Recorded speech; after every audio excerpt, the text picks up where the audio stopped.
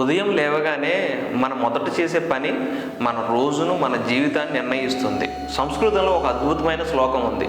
ఉదయం లేవగానే మీ అరచేతులు చూసుకొని ఈ ఒక్క మాట 3 రోజులు 3 సార్లు చెప్పండి, మీ జీవితమే మారిపోతుంది. మీ అరచేతులు చూస్తూ మనసులో లేదా గట్టిగా చెప్పాల్సిన శ్లోకం ఇదే. కరాగ్రే వసతే లక్ష్మి, కరమధ్యే సరస్వతి, కరమూలేతు గౌరీ స్యాత్, ప్రభాతేకర దర్శనం. కర అగ్రం, చేతివేళ చివర అనమాట.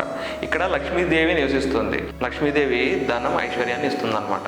కర మధ్యం, అరచేతి మధ్య, ఇక్కడ సరస్వతీదేవి నివసిస్తుంది. జ్ఞానం తెలివితేటలు ఇస్తుంది అనమాట. కరమూలం అంటే మణికట్టి దగ్గర, ఇక్కడ గౌరీదేవి అంటే పార్వతీదేవి నివసిస్తుంది. శక్తి శుభాన్ని ఇస్తుంది. అందుకే ఉదయాన్నే అరచేతిని దర్శించుకోవాలి. అసలు ఎందుకు చూడాలో ఇప్పుడు చూద్దాం. మన చేతిలో ఉండే త్రిశక్తిని లక్ష్మి, సరస్వతి, గౌరీ ఉదయం లేవగానే చూడటం ద్వారా ఆ రోజు మొత్తం మనకు పాజిటివ్ ఎనర్జీతో మొదలవుతుంది. అదృష్టం, జ్ఞానం, బలం 3 మనకు తోడవుతాయి.